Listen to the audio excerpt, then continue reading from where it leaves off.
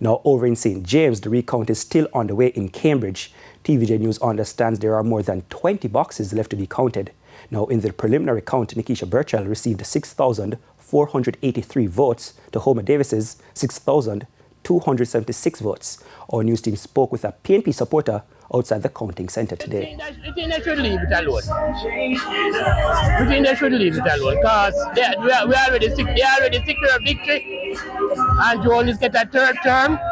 So just leave the lady in the situation what she can do for the community.